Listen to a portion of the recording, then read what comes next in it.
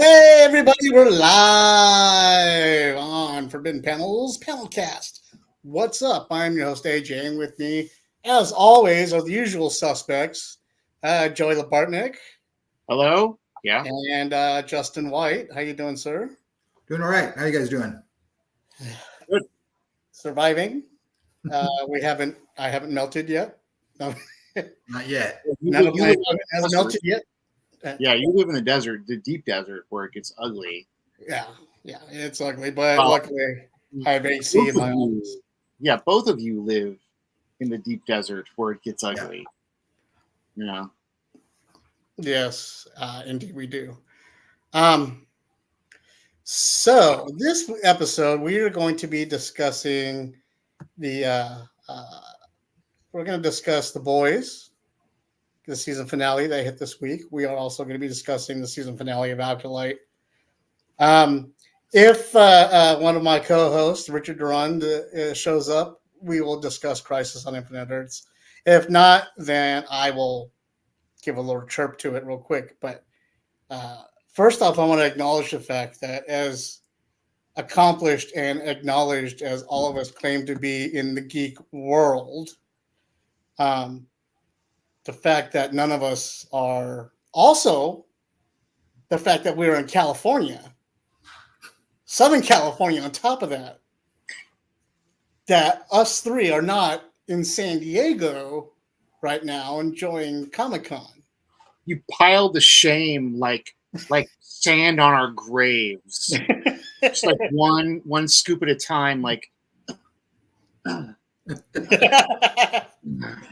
yeah, we're not at Comic-Con. Joey has been practicing that. Oh, baby. That was some good physical comedy, man. I know. That's like the ladder, the elevator trick behind the couch. Miming. None of us are at Comic-Con this week. How's that feel, guys? I don't know. I miss Comic-Con from like 20 years ago, but last few times I went, I wasn't digging it so much. So it's just too many people and too little comics, really. Yeah, okay. So it's one of those things, AJ, since you called us out, you see all this gray here. Like, we earned this gray. We've been to Comic-Con 20 times, 25 times. 20 dozen times. Through the years. Like, I don't know. I don't feel like I have to go every year anymore. It's so much Hollywood, which, don't get me wrong, love, pay my bills, but and it's so much of a hype and everything. I don't really feel like I have to be there every year anymore. If I've got a new project, I'll show up and I'll be guns blazing. But otherwise, I don't know. Like, Comic-Con is like, the metaphor will be broken because I don't have a good metaphor other than like, Comic-Con is EDC, but EDC Electric Daisy Carnival was also like Comic-Con, and like, the youngins have taken over and they should take over, but I don't feel like I have to be there anymore. Now, let me ask you guys, both of you guys, is it a question of your age or Comic-Con's age? No. Or let's say, or content at Comic-Con. Is it your age or the content at Comic-Con? Do you want to take this first, Justin? You want me to go? Well, is it because Justin's older than all of us? My two main things with it is just, and this might be part of my age, but I just think it's too crowded now. Just way too many people. You can't get into any panels, and then just outside the con, the stuff associated with it, like getting hotel rooms and transportation and getting around San Diego. It's just, it's a minimum $1,000 to stay the weekend down there. And then on top of that, it's like $30 a day to park your car at the hotel you're staying at. And don't mention parties and the cost of going to those, trying to keep up and playing with that as you go, no, it's too much. Not just that. There's too many people, and it's just become something that has separated itself from the things that we're interested in. Like, we make comics. We want to go talk about we make comics. That's not what Comic-Con is about now. Comic-Con is spectacle, and it's Hall H, and you know, the things I'm really interested in are mostly still at WonderCon. You know, there's Artist Alley, and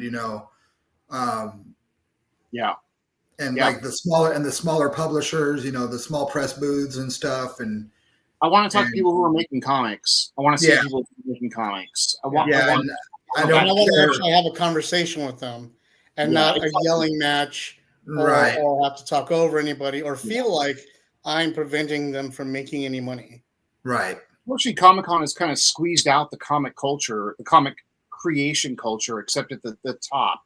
Right. I don't know. I mean, it's fine. It is cool, but it's not the same. And I don't mean that as an old person. I mean that as more as a creator. There's a lot of mid-level people that don't go to WonderCon that I miss seeing at Comic-Con, like David Peterson from Mouse Guard and Dave Johnson, all those like mid-tier who I think are top tier, but in the of course in the business are like mid-tier, but they don't usually make it to WonderCon, and so that's what I miss about Comic-Con is like those mid-tier guys, and even like so you'll see some of the older guys that aren't like hugely popular, and so that's the stuff about Comic-Con I miss. But the other stuff that I do like about Comic-Con, like the Artist Alley and the small press booth, it mostly has the same people as, that like WonderCon or even some of the even smaller cons do for, basically. Yeah. And it's mostly, and Comic-Con's mostly just, it's just retail stuff. If you're looking to collect stuff, if you're into figures and, pops and, whatever, there's, plenty of that, but, or if you want to see trailers and you want to see, I don't know. Yeah. But even if you're like a hardcore comic collector, a lot of those guys, they'd make the other cons, if you're, really into like digging, Silver Age or even Golden Age stuff, they make the round. So it's just mostly that mid-tier stuff I miss about Comic-Con, about going to Comic-Con. Comic-Con is for people that don't have the opportunity to go to all the other little cons, and not to mention it's a destination con. Yeah. People from all over the world travel everywhere to go. That's what makes it such a big spectacle. Right. And they make it a spectacle, with the outside stuff, the stuff outside. Right. And that's great for what it is. It's a huge, big spectacle. It's like, it's like the Super Bowl. It's like WrestleMania. It's like, it's designed to be over the top and made so that Joe Schmo can go see stuff that they wouldn't normally see or have availability for. And that's great. It is the mecca of nerddom. Like, every aspect of what we do, comes to be together as one, and yet it's almost too much, It is too much. And, the only thing I'm missing this year, I have to admit, I wish that had I known about this, I may have made a modicum of effort to attend. And that's the Shaun of the Dead, the bar. They have the bar down there this year, celebrating the 20th anniversary of the Winchester of the movie. And I would have loved to have gone to that, had myself a pint. You get the Shaun of the Dead beer cans, the ales that they have, shirts, all that stuff. There's like zombies hanging out. I would have loved to have enjoyed that experience. Sure. See, but then the stuff like that. I would have liked to enjoy sitting in line 20 hours in the sun, waiting for the ticket to get it. Right. Like going to sit in line, waiting to go into it. Yeah.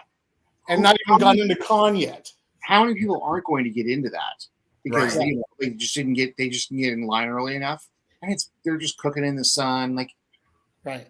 Back in the old days when Wednesdays was professionals only, and we would go down there and it would just be us at the con. That was a great time because then we could go to all those things before everybody else does. Right. We could walk around the floor and enjoy the floor before massive crowds take over. And we can at least pre-plan our weekend, if not pre-shop. But now it's now that they opened up for everybody, it's just madness 24/7 for 5 days, and it's just too much. And I And then know there's things like it hurts because my body, I'm old and I have physical problems. I can't walk on that floor for that long anymore. I Yeah. can't even be around that many people anymore. I gain no enjoyment out of it at all. So I just sit back. I watch TikTok and I watch everybody else going to the panels and all the halls. And I remember all the years of sweating or sitting on the uncomfortable chairs or finding a safe bathroom or doing the potty run from what was the Italian restaurant we ran for the old Spaghetti Factory. Old Spaghetti Factory. Oh. Remember you, me, Peter, and all we were all running. Well, don't include me in that because You were there. You were involved in that. No. I ate there with y'all, but my stomach is iron, and nothing affects me. We had to run down the gas lamp district because we had to go to the bathroom so bad after the Spaghetti Factory, and there was no open bathrooms to us. We're literally pinching a loaf and running down the gas lamp to get to the con to find a safe bathroom to relieve ourselves, and we almost didn't make it. This is the kind of adventures and stories that we can't tell anymore because we're not going down there because we're old and it's too crowded. It's just too much. I mean, I'll go back. I'm not done with it. I'll go when I'm in the mood and when it strikes me, I'll return. But I just don't feel the need to go every year anymore. Right. I love it. It's a good time. It's crazy. It's wild, and I've had some really good wild times at Comic-Con. But you better promise me a time equal to that then, or I won't show up. Yeah. Or I got to be able to be I got to be able to be pimping out something that like I can show up, guns blazing. Exactly. And if I went again, the perfect scenario for me to go, is I've got a hotel room at least within viewing distance of the convention center. Yeah, within like at the Omni or somewhere in that area. B, I have a runner, somebody that's going to get all the stuff all the swag and all the stuff I buy and run it back to my hotel room for me, so I'm not going back and forth all day or having to carry all that stuff. And I have to be able to afford to eat at a sit-down restaurant every single time.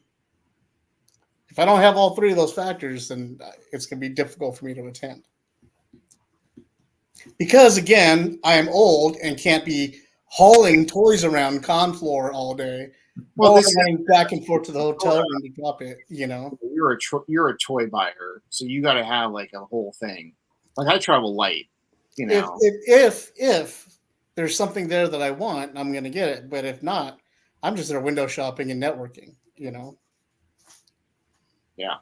Well, look, it's always there and it's still going, and it's good that it's still going. COVID didn't kill it. It's still rocking back. It's coming back again. People are excited about it. Now, what do you think about the news about it? They're trying to get it to move to LA again. Well, as a denizen of LA, I'd love that. But also, San Diego is so nice. I'm going down there is a pilgrimage.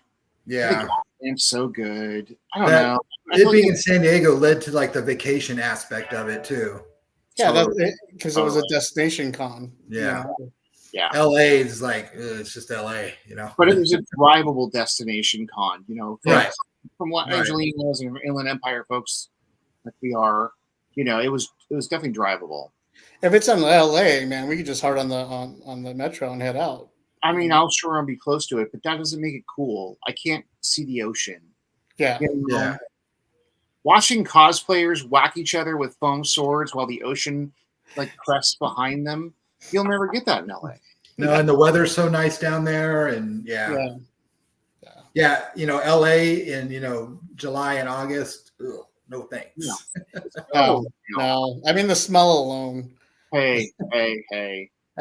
What? You're gonna tell me there's no smell? I don't smell it. Because you're used to it. Yeah, LA terrible.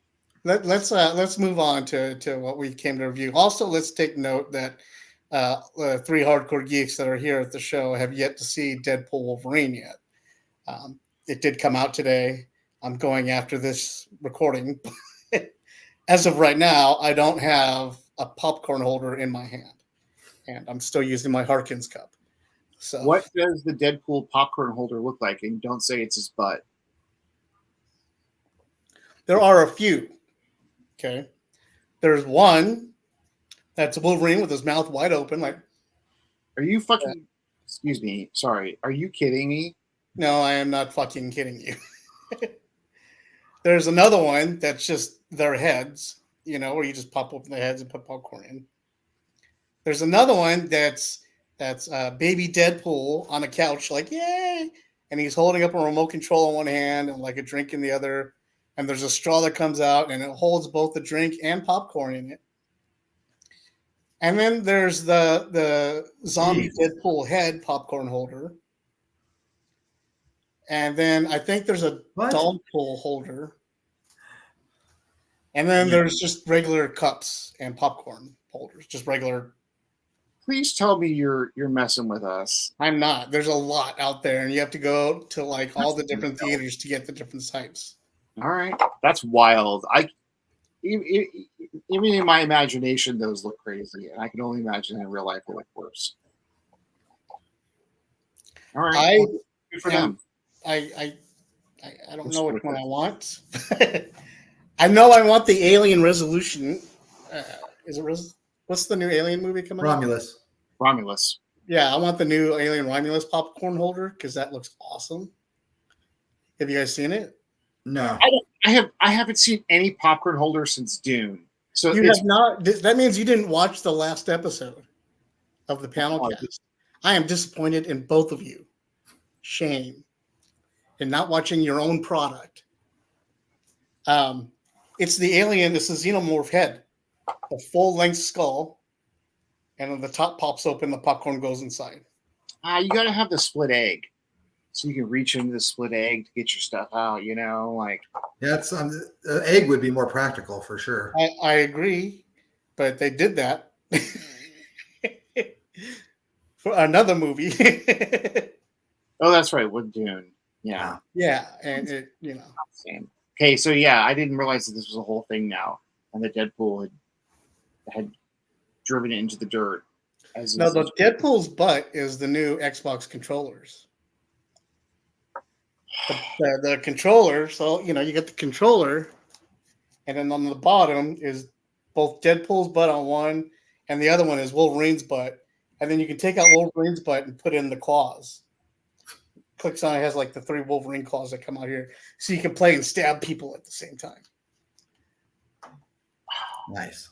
I don't really know how to feel about this. Like I feel kind of cool, but then like I'm also kind of like, how did it get to this? How did we come to this? We did it to ourselves. Clearly. Because geek culture, man, we did it to ourselves. We made everything a collectible. We had to have everything, So, like, yeah. Okay, so yeah, we're not seeing Deadpool. Well, you'll see Deadpool after this posts. Right. I'll see Deadpool soon. My wife wants to know how many popcorn holders do I need, and we have a personal question. Richard Duran is here on chat on YouTube. And how many can I line up in a row? And how long do I have alone? Richard states that he misses the tilted kilt, and I agree. I miss the tilted kilt down there as well. In San Diego, yeah, that was fun. Yeah, and the strip club, is the strip club still there? And we mean the New York strip club for the. Yes, it is still there. Yeah, great steak place. That place has the best mac and cheese. It is great. That's a good stop. Good stop in the gas lamp. Yeah. All right. So let's move on with everything else we're talking about here. First, I'm going to show Joey real quick this popcorn holder. Oh my God. You have it attached to you right now this whole time? No, I have a photo. It's really hard to see. Yeah, you can't see the reflection. No, my imagination will do. It's horrific enough. Yeah, you can't really see it. I'll look it up afterward, but my imagination makes it pretty terrible. Well, your imagination is pretty terrible, Joey. That's why. I know. That's why you're a comic book writer. I don't need real life bullshit. Ooh, look at these. Oh, I forgot about that one. Hey, focus here. Wolverine is in a cab, or Deadpool's in a cab, driving the cab, and the cab is a popcorn. Jesus Christ. All right, moving on. This week saw the ending of The Acolyte. Well, actually, it was last week that saw the ending of The Acolyte. The ending came as a surprise to a lot. What did you guys think? Did you guys see it, and what was your thoughts? You want to go, Joey, or? Yeah, you are, Justin. So it definitely got better towards the end. Episode 5 was good, and the best way I can describe it is it had a lot of really, really good ideas that I was really interested in, and it was coupled with some really confounding writing choices and some really weird character turns that I didn't fully understand. And but overall, it left me wanting to see a second season. I'm just hoping they can tighten up the writing and tighten up the characters, because it, like, Soul and remember, we're allowed to give away spoilers, so feel Soul and May both, like, May was flip-flopping so much between I'm just going to join the Jedi and I'm still fighting the Jedi, and then when they were showing the final, like, the flashback episode, which I guess was episode 7, and like how quickly Soul just became obsessed with getting Osha, like really obsessed, and it was really weird, and there was no precedence for it, so that was all really weird. And then, like I said, May flip-flopping, and a big problem I had with the whole series was the ability of Jedi, and mostly I guess just the Jedi, but to be able to like sense stuff, because sometimes they could sense when people are around, and then like sometimes May's standing right next to Soul and he had no idea. And for a long time I thought, he just is pretending it's Osha. He really knows, but then he didn't. Right. And so I don't know. I liked the Stranger. I thought he was really cool. I think he's a cool villain. That's Manny Jacinto's character. Yes. Yeah. Okay. Yeah. I liked him. I liked the way Osha ended up, kind of turning to the dark side. That was cool. I fucking hated the Yoda thing. That was so dumb. That was like, please like us, please. It was really, really desperate, But that being said, I'll watch a second season. What's that? Yoda wouldn't have approved of any of the Jedi operations that we saw in this. So ridiculous, dude. Like, sorry, will you go ahead? Continue. Sorry. I liked that the Stranger, and I don't remember the head of the Jedi Council. I don't remember her name. But I liked that they had a past, so I thought that was cool. But yeah, there's just some weird character stuff that I just didn't get. I thought through the whole series, the fight scenes were great. I think every fight scene was really, when the witches had taken over the Wookiee and he was fighting the other Jedi, that was really, really cool. That was great.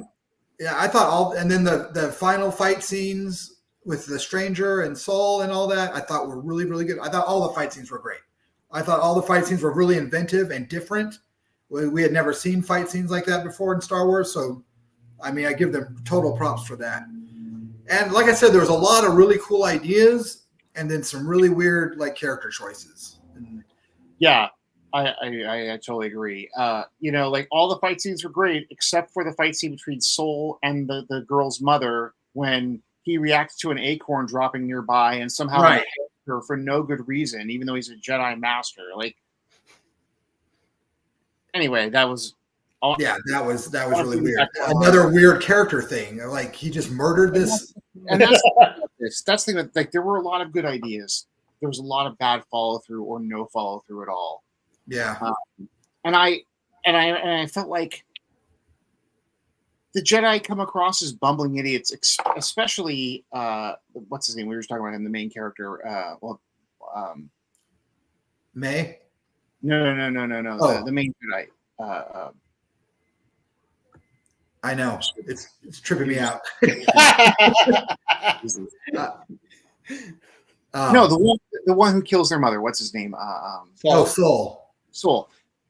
Soul comes off as almost a Three Stooges level Jedi through most of like the first 3/4. Yeah. He almost can't get anything right. And then if Soul wasn't in the show, it wouldn't be a show. It's all his fault. Like Right. Oh, 100%. Yeah. He Inspector Clouseau'd his way through the entire freaking season. He really did Pink Panther his way through the whole thing because he was just sort of tumbling along and he never comes across as competent, but neither do any of the other Jedi. Yeah. Yeah. Dude, the one Padme guy, not Padme, the apprentice guy. Yeah, the one who gives Osha a hard time through the first 3 episodes or so, and then he dies unceremoniously, like the Padawan does. They're like, well, you're supposed to care about these characters. Wow. No, I didn't. I thought that they were terribly written. He was a jerk. The one Padawan, I thought she was cool. They all felt one note, and everyone felt one note. Well, see, if that other guy wouldn't have been in there would have been more room for her to like do stuff, I guess, because he really served no purpose. At all. None of them served a purpose. Yeah, the show.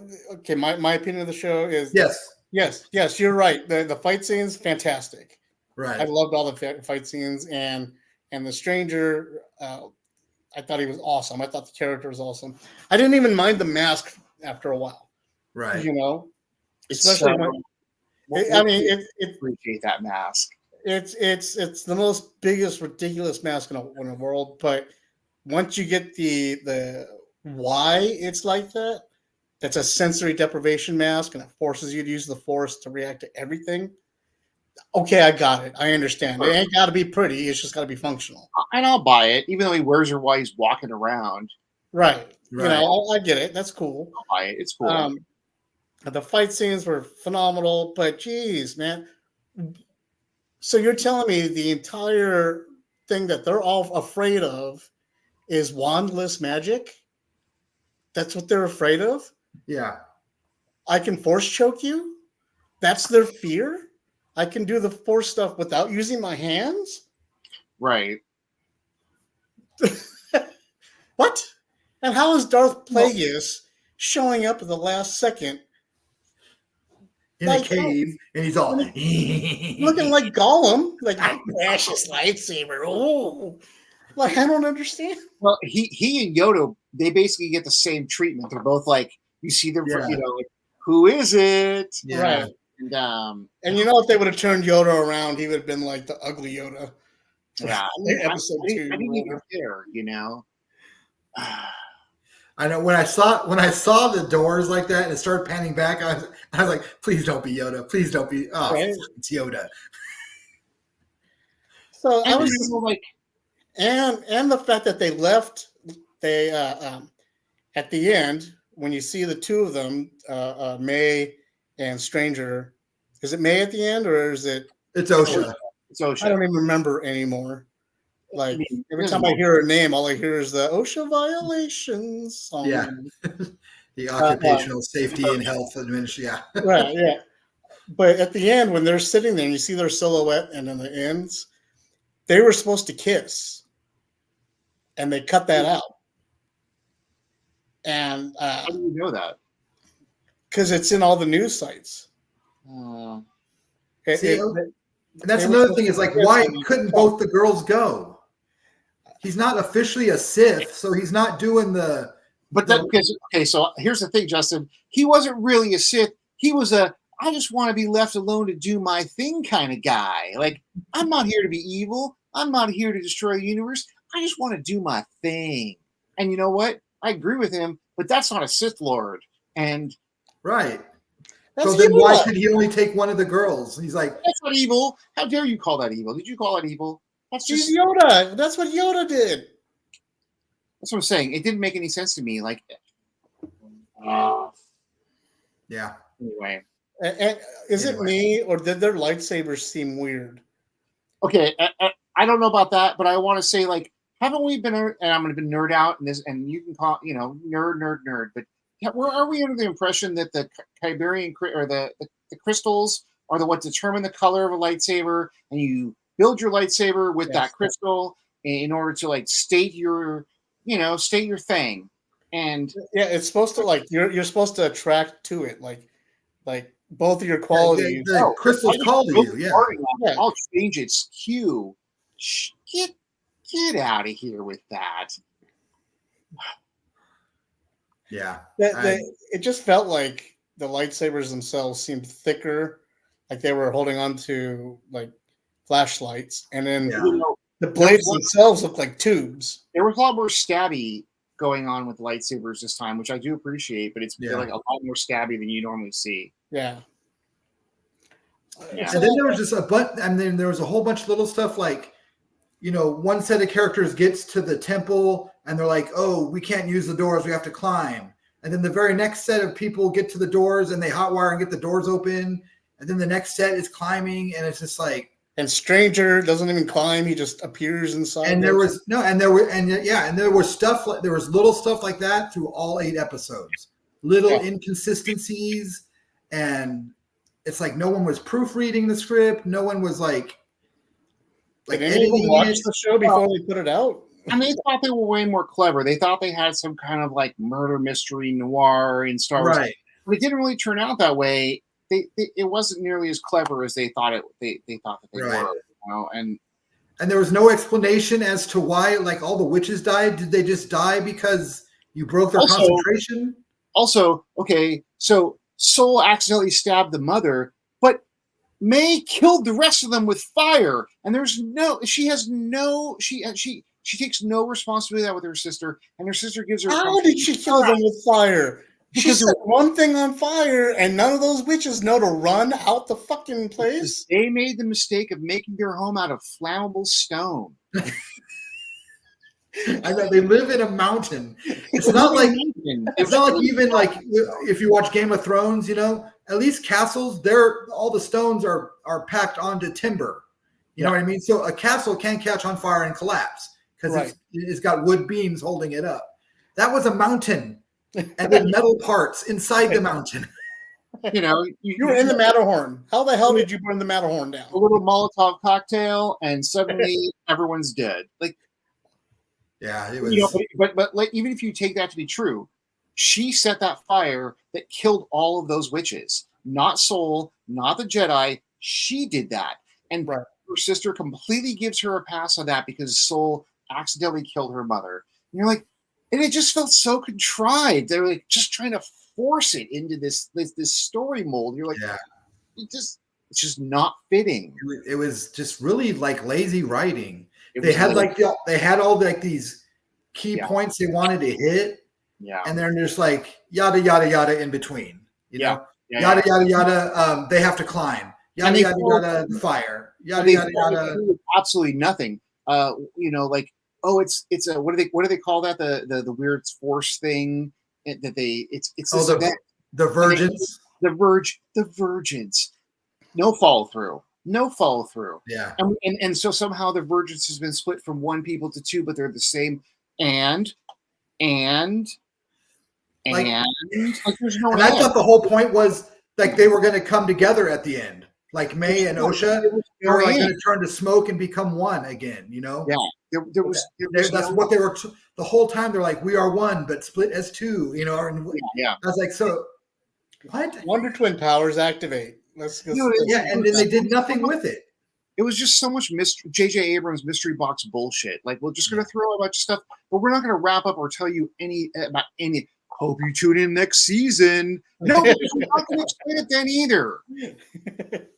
And they made it so like end of the season spoiler heavy. Like, look at all the stuff you could get if we come back for season 2. Hope you get renewed. Hey, you want us back? Yeah. And you know, like that thing is like I am mildly curious because I like Manny Jacinto, and I like oh, so now she's the acolyte. Oh, there's a new thing, but I just don't feel like there's enough there to propel anything good. And like I'm like, is it going to be better? I mean, is it going to be the same like level of writing? Because do I want to do that again? Do I want to see Yoda? Yeah. Yeah, it was extremely mediocre. It's probably the most mediocre thing I've seen. Because before this, probably my least favorite was the Book of Boba Fett, and this is less than that. Yeah. I mean, it's just so much failed potential. Yeah, you know? And that's the sad part. Just a lot of, and what's sad is a lot of it is failed potential within the cast. Like they could have done so much with Carrie Ann Moss, Daphne Keane, all these other actors that they had in there that had potential to be better than what they were, but instead we're just flash in the pans like cameos. Yeah, you know? No better than a cameo. Oh, I got a Star Wars star now. I've been in the movie show. Yeah. I'm in the Star Wars universe. Right. Yeah. Look, we showed a fucking Wookiee Jedi for like 15 minutes in 3 episodes. Oh my God. They got killed off screen.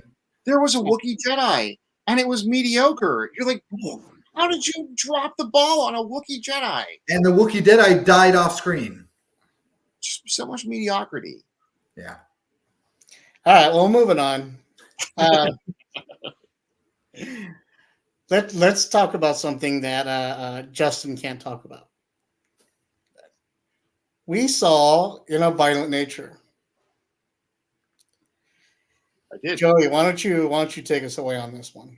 Do you want me to explain what A Violent Nature is? Please tell us. And we're going to talk about this is word spoiler territory because it's been weeks, right? Right. Yeah, I know all about it. Go for it. Okay.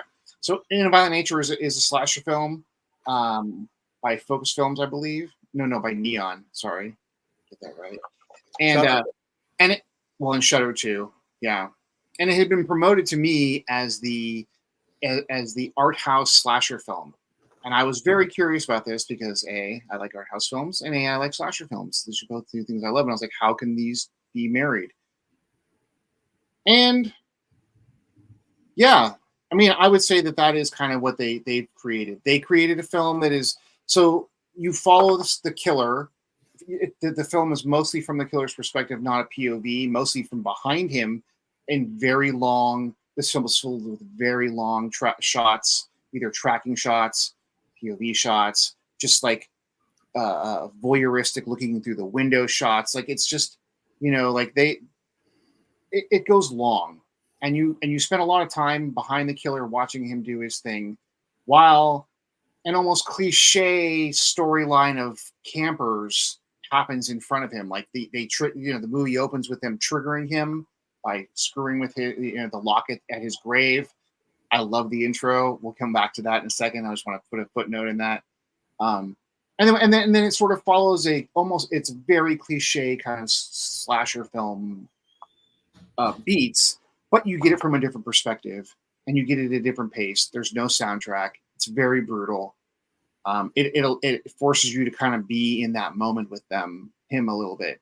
Now, that might sound great, but it was only pretty good. See, we'll talk about this in a second. I thought it was pretty good in its own way. We fighting on this one. Yeah. Let's talk about it. That's good enough intro, right? Like I feel like that's enough. Yeah, basically, a being gets risen, a curse gets broken, and a being rises from the grave and chases after his locket that he wants to get back his property. And the cursed item is stolen. Huh? And he'll kill anyone that gets in his way. Right. He'll kill anybody he thinks has it. Yeah. This movie was the Lord of the Rings in real time. It was Am very I wrong. Did you feel like you were? My legs were tired after watching this movie. I felt like I was walking. I could watch this movie while on a treadmill and feel like I'm on a fucking choose your own adventure type thing going. That's what this movie was. Hey, look, we might be honest, and we should come up with an app for treadmills where you're the killer and you see campers running away from you, and you're just like, right, exactly. That's what it should be. Like you're this slow trudging killer walking. Take it. I mean, like I'm not messing with you, Justin. It was 10-minute intervals of him just. No, I listened to a pretty detailed podcast about it. And followed up with an interview from the director and stuff. So I know like all about it. And Joey, when you say it was cliche, it was meant to be. I know. It was like purposely cliche. Yeah. It was obvious that you could tell when they were cued to talk, when they were cued to walk away, when like they were cued to notice the killer, like everything. You can tell the actors where their marker points were, where they were supposed to look, and what their lines were supposed to be when they hit. You could tell every single one of them because they hit them with purposeful determination and delivery. But and I think that's what Justice Alright, and I think that's a positive. See, to me, the thing is like this was made with a love of the genre. You can tell that this dude loved the genre, and he knows the genre very well. Him and his writer, or if he was a writer, I don't know all the details, but like they knew the genre very well. They knew it so well that like the genre is on autopilot. You know, like it's an autopilot from from the camper's perspective. This film is on autopilot, and as a longtime slasher, I got that very early on. You're like, yep, they're going to hit their beats, and they're just going to do this, and they're going to do this, and they're this, and the only original thing is that you see it from the other side of this thing, you know? And I liked that because I am, as a lover of the genre, I do appreciate that they got it. There's so many like, you know, like it, like just they hit a lot of like what you needed to hit, the important stuff. But you could see that they were trying to work around the margins. And I'm not saying that it worked completely, and I'm not saying it was completely successful, but you can see them trying to work in the margins of like, here's a slasher film, and it's a vehicle, and it's driving forward, and it's going to hit all these moments. And I'm going to try and come at it from different perspectives, different timing, different things. I don't know. I appreciated the effort more than the end result. Right. I understood and got everything they were trying to do, and I appreciate the perspective and everything that they were trying to force on me. However, this is one of those movies where, like, if the three of us went and saw it together, I would have appreciated it more than sitting in my office stoned late night, bored, deciding to watch this movie because I wanted to review it. Yeah. Yeah. You know what I mean? Like if I had gone with other like-minded individuals and we got to discuss it and have fun with it, that would have changed my point of view completely. This movie begs to be talked about. You know, like that's an interesting thing about it. And I also want to ask you something because I saw it in the theater by myself and it was one thing, but you know, it has that 4:3 aspect ratio. And when you're sitting in the dark, it makes you feel like a child watching something transgressive on Cinemax at like 1 a.m. And when you saw it at home, did you get that feeling from that too? You know, in that I felt like we were supposed to be watching it from the viewpoint of a cell phone. You think so? Know, like we're sitting there watching, like somebody was filming it with their cell phone. But 4:3 is I'm not saying that's a bad thing. I'm just saying that's what it felt like. But 4:3 classically is like our old school TVs, you know, when we grew up. It helped make it feel more enclosed. Like when there was the wide shot, there was a few wide shots out there which shows like, you know, the world and everything. Yeah. And let me tell you something. The most annoying part about this movie was the Where's Waldo aspect of the fucking movie. There are times when you're looking at the movie and you're looking at the screen, you're like, what am I supposed to be looking at? Where am I supposed to be looking? Where? When he goes, okay, when he takes the hatchet and sticks it in the tree stump and goes and walks through the water, in my head, I'm like, fuck, we're going to have to watch him walk back through all this shit to get that axe, aren't we? Sure enough, 20 minutes later, he's walking back through the same shit he just walked through to go and get the axe he had left behind 20 minutes ago. It's Chekhov's axe. He's going to come back for it. Come on. And we have to watch the 20-minute trek it takes for him to get to that fucking axe. Like Through the water, under the lake, over the lake. I don't think it's a great film, and I don't think that they succeeded at everything they tried, but they tried a lot. And They tried everything. The only thing they didn't try was that he came from space. And there were some great kills from a slash perspective. There were some things like you're like, oh. There were some gnarly deaths in that movie. And I don't want to get into this conversation too much, but I also think that this is part of a wave of more gnarlier, grotesque films that are coming out now, like Terrifier and stuff. Like we're moving into a new phase, like horror always does, as a reflection of what's going on around it. And this film is part of that new phase of like, this film was gnarly. There's some gnarly gore going on in this thing, and I loved every minute of it. And like gore comes in waves in response to what's going on around it, and I find it interesting that, I don't know, it was an interesting film. It wasn't great, but it was interesting. I like that the artsy hand kill that they showed. They show like this hand going in to kill somebody, and then a couple seconds later, they still see the hand moving forward, but it's just covered in blood now. Yeah, there's a lot of cool. They don't tell you what he did with the hand, but he just went through some shit right there. And because you've seen him do some really, really messed up things, there's only actually about 2 or 3. Does it look like he has the Red Hulk's hand with black nails? Yes. Yeah. There's only about 2 or 3 really gnarly kills in this film, and the rest are kind of even done off camera or implied or what have you. And that's it. Again, this film was filled with interesting choices. They didn't always work, but man, I love that they tried something unique. I don't know. It's worth watching. So this was an original production from Shudder and Neon, and it's on Shudder now, so you can watch it whenever. But it was one of the few films from Shudder where they released it into a theatrical release. It had a limited release, but it still had a theatrical release, and so that's how good they thought, or how much faith they had behind it. Whether or not it's warranted faith or not, that it seems to be unbalanced here between Joey and my opinions. A third opinion would have been nice, Justin, but when I saw the theater, that theater was packed, and I was happy. That made me happy. I was like, look, even if this film isn't perfect, and it's not, it's very flawed, but people came out to see it, and I love that. Right, and like I said, to me, I think it's a situational movie.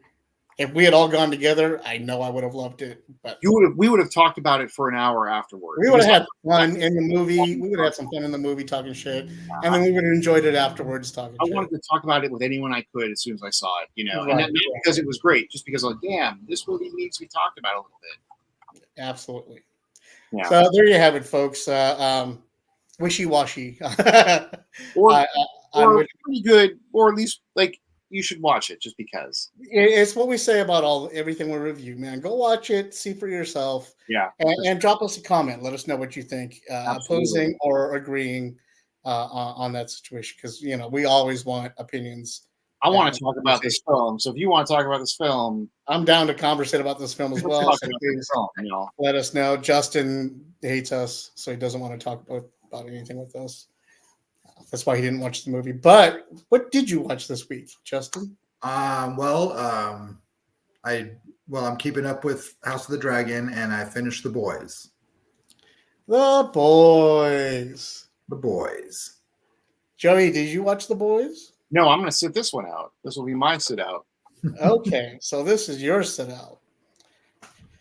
Let's talk about The Boys. This is going to be a hard discussion to have with this season. I was afraid to tackle this season of The Boys because of the content that was happening in there, and the fact that literally this last episode mirrored the insurrection on January 6th that happened in this country uh, 4 years ago, and it copied it in the final episode, and a lot of what they showed on this season of The Boys comes directly from the headlines that we're dealing with today.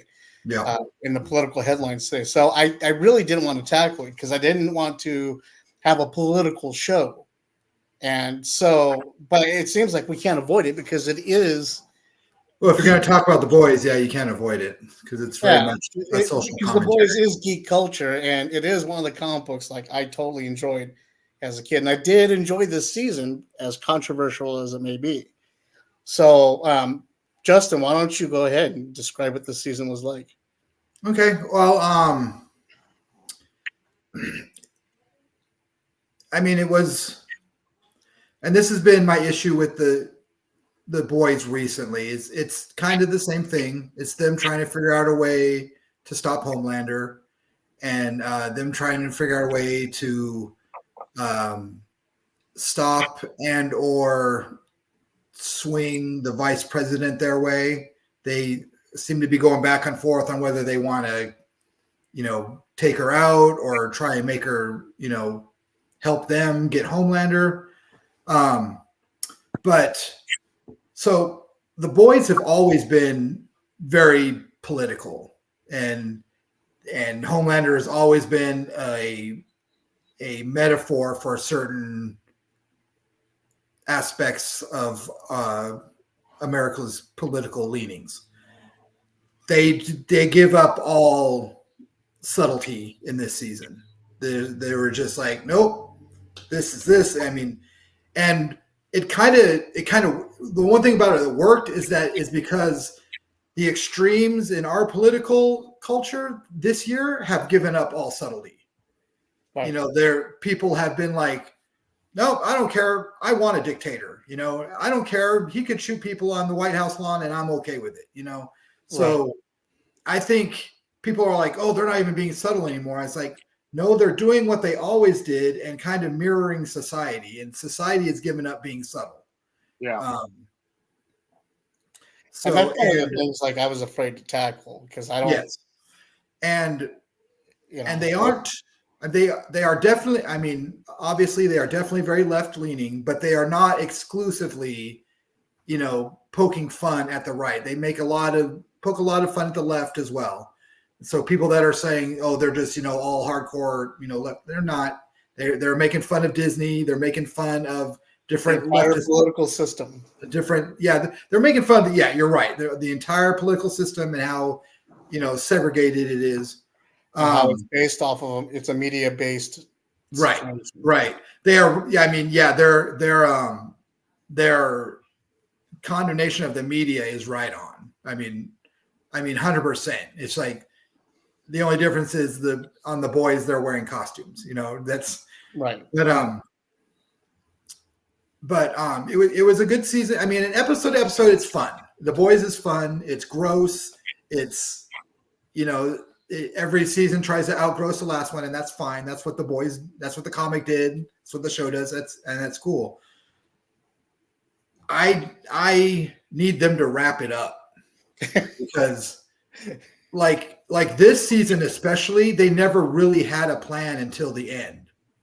Like they never until they came up with that virus, which was like 3 episodes before the ending. They never really had a plan of what they were going to. They were just kind of stumbling forward and stuff like that. And I heard, I don't know how accurate this is. I heard that next season's the last season, which they really need to do. They really need to, if it didn't end, they need to finish the Homelander storyline and move on to something else.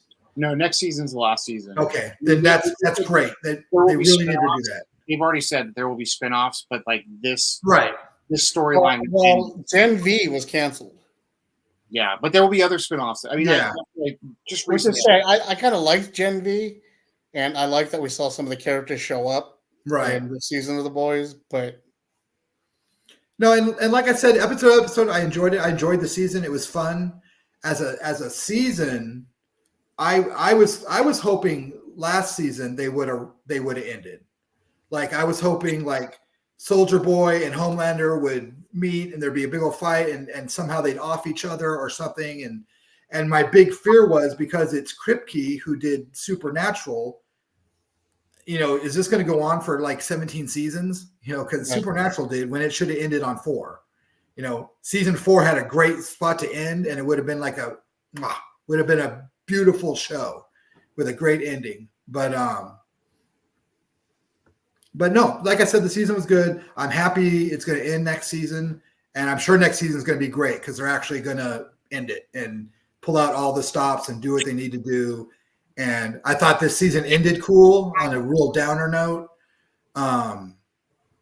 Now, sorry, but this is the end of the season, or is this the end of the first half of the season? I don't know. No, this is the end of this season. This is the end of the season. Okay. So this is the end of season 4. Yeah. Okay. So, but yeah, like I said, episode of this, I had fun. I liked the new characters.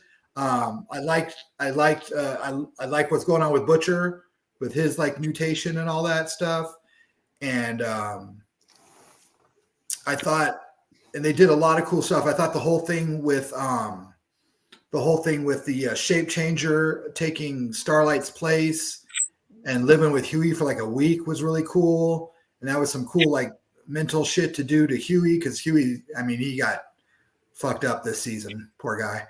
But yeah, all that shit with his dad, that was crazy. Now, I thought it was a really cool season, but like I said, it was kind of meandering as far as like the overall plot. Episode to episode, I was having fun, but it kind of didn't, for a long time, it didn't really know where it wanted to go. It felt like it felt like for me this season was okay. I think I might be burnt out on them trying to shock us. Yeah. Because that's what it feels like is every episode they're trying to shock us. Yeah. Sure. And trying to push us into an uncomfortable place. That's why granted is what the book did when we first read it. Right. But you don't be shocked so much. Right. Right. And now after 4 or 5 seasons, it's like, okay, dude, we get it. Like it's shocking, but can you not shock to shock? Can you just put it that's exactly it. They see now they're in this part where because that show is so shocked. That's a tongue twister there. Because that show is so shocking that they feel the need to like up the ante every season. And like if they would have ended like last season of season 3, then it would have been great because it's like, oh my God, that show was crazy. It just got crazier and it had an awesome ending. And now I'm ready for a spinoff, but right. So I am glad they're going to wrap it up, but I think it might be a season or 2 longer than it should have been. And I'm tired of the Butcher's drama. Like he goes back and forth every day, and him and his hallucinations. It was just. And then they tried to switch up the actors on us. For his son. Oh. I didn't even notice. I didn't even notice. So. And then they couldn't keep a stable storyline with him. Like, yeah, he's kind of wishy-washy back and forth. The thing about the hallucinations, I did like the twist with his old partner being a hallucination. Harry Dean Morgan. Morgan. Because I didn't see that coming. The whole time I thought he was actually there, and I was like, oh shit, that was like some Fight Club level like twist. I did not see it coming at all. I was like, oh, that was very I knew well, we all knew the wife was a hallucination because he's dead. Right. So that was like cool. And then but then when Harry Dean Morgan looked at the hallucination of the wife, he's like, would you shut the fuck up? I was like, what the fuck? And then he's like, oh shit, he's been dead for like 4 years. It's like, that's awesome. That was really good. That's not his name. What's his real name? What's his name? The father from Supernatural, yeah. Supernatural. I don't remember his name. No, that's right. Harry Dean Morgan? Yeah, or it's close enough. What was the other show he was in? The big show he was in? Walking Dead. Oh, Walking Dead. Yeah, because he was Negan. Yeah. He was the comedian in The Watchmen. Yeah. Yeah. He was Thomas Wayne. Yeah. He's got some crazy geek cred. He's got some good geek. Jeffrey Dean Morgan. Jeffrey Dean Morgan. Okay. Yeah, no, that guy's got some serious geek street kit. Yeah, no, but that part with him being a hallucination, that I thought that was rad because that totally got me. The vampire sheep, that was my favorite thing. Yeah. They had sheep flying around this farm, and they were cannibals or vampires. And they all got infected with V, so they're all insane and kill like, everybody around and hungry. Yeah. Then there was the Maddox, the multiple man. Yeah. Oh yeah. Yeah. Imagine him doing a human centipede on himself. Yeah. See, and that's what they showed in one of the episodes. They're just such edgelords sometimes. Like that sounds funny to me as a punchline, as a throwaway joke, not as a real joke. It's in the show. Oh, I know it. I bet it is. And it was a total like throwaway joke. It's like they just opened the door and he was in there doing that, and they're like, "Oh God." Yeah. And then they had a big old. Look. The whole rubbing the walls of the urethra scene from season 3 was great because that was heroism. I thought that was awesome, and the fact that he sneezed and exploded and grew and blew up his penis, that was a great sight gag. That was awesome. I didn't need to see this though. I didn't need to see a guy, a human centipede himself. It's because they have to up themselves. Yeah, I understand. I'm just saying, like, I know. Even I have limits, and I don't usually have limits. Do you? Mm-hmm. Yeah, sometimes. I am disappointed with the swinging things where there's so much penis now, and so little female nudity now. It's like they went the complete opposite. Can we have a balance? I'm all for a balance. What's the my God, the swing right the other way. The spinner guy. Give it about 5 or 10 years, and it'll just be equality. Equally. That's what I'm saying. I just want equality. That's all I'm saying. There'll just be no clothes. We'll just go back to Garden of Eden style. Right. Anyway, it was, like I said, it wasn't like the strongest season, but it was The Boys. Everybody keeps asking me how it was. I was like, it was The Boys. Yeah. If you like The Boys, you'll probably have fun. But like I said, I'm wishing it would have ended last season because then there'd be 3 strong seasons.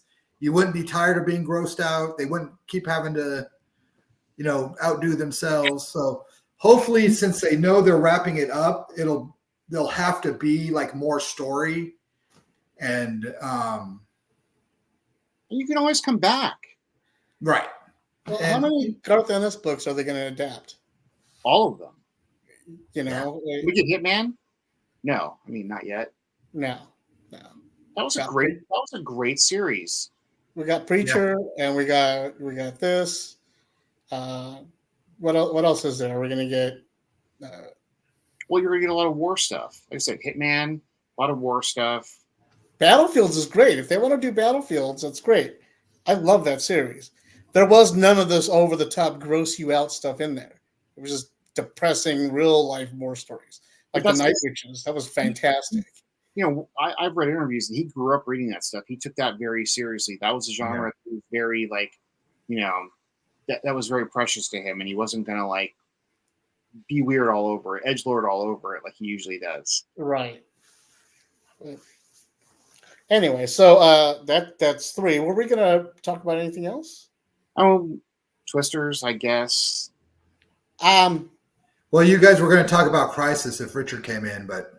No. Well, Richard didn't show up, so unfortunately, guys, we're not going to have time to review Crisis. I will say this though, we can do a 2-minute Twister. I'm going to do this. I'm going to talk about Crisis real quick. In that, Crisis on Infinite Earths Part 3. I watched it. The final performance of Kevin Conroy as Batman. I cried during that scene, and because he went out the way that it was worded, everything. Check my Facebook. I made a post about it. It was fantastic. Did you cry because you knew it was his last performance, or did you cry because of the performance? Both. All right.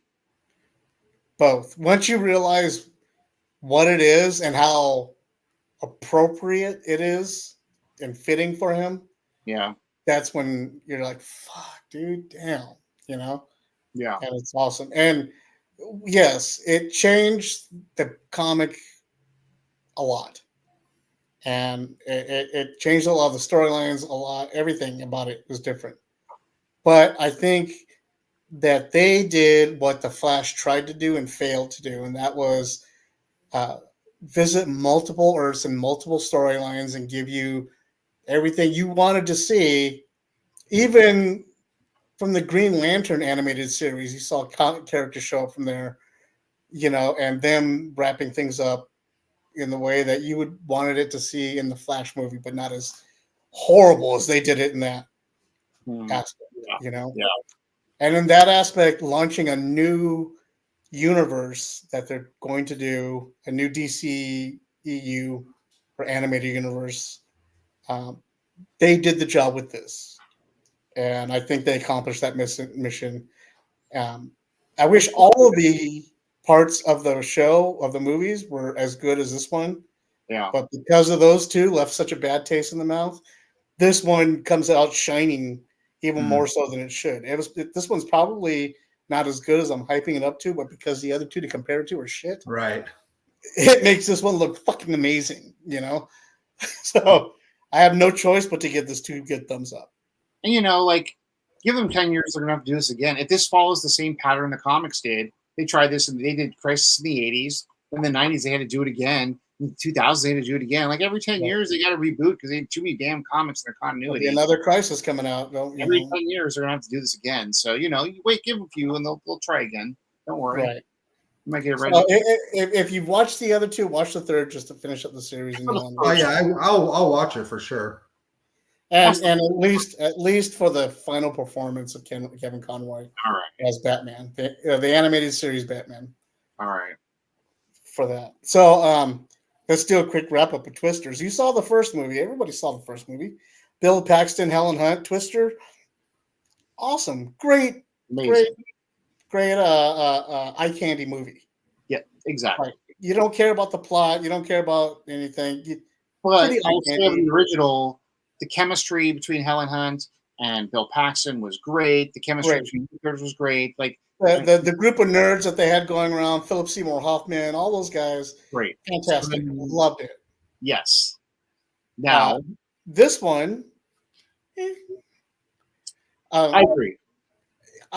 It was eye candy, and I enjoyed the eye candy. I enjoyed seeing it on the big laser projection screen with the loudness and everything, stereo surround sound.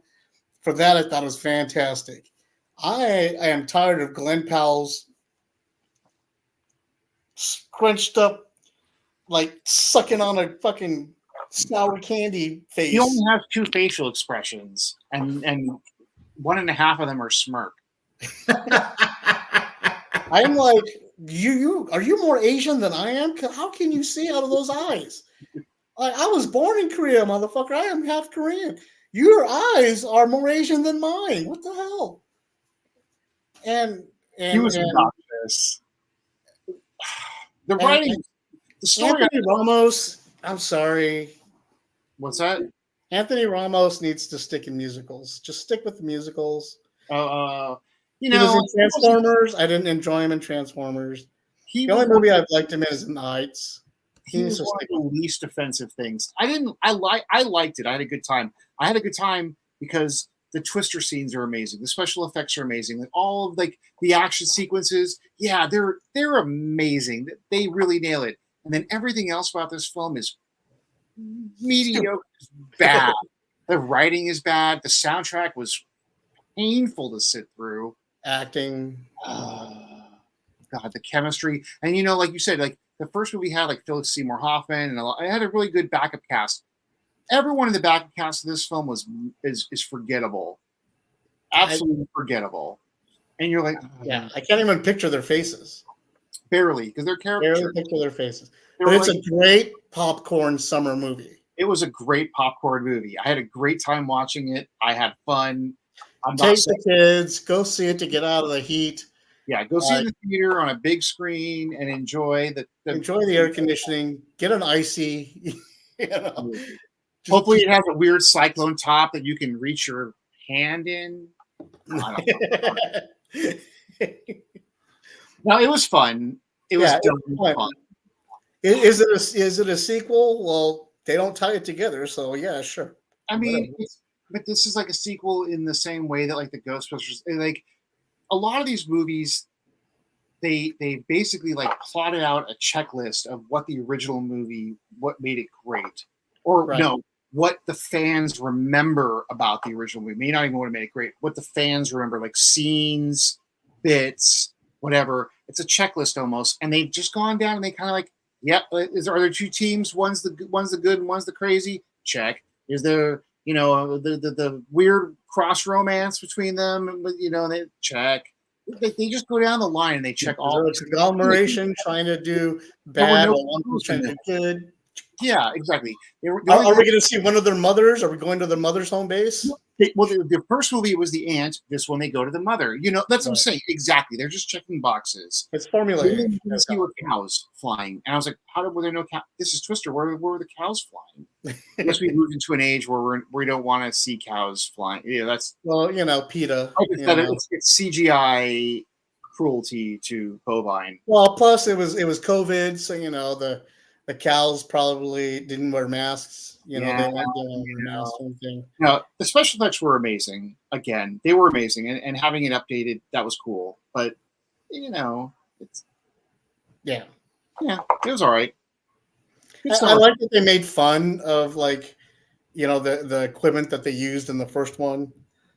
They kind of mocked it. I like a lot of ideas that we may have had to use in the first one. They used in the second one, like the drilling down of the truck.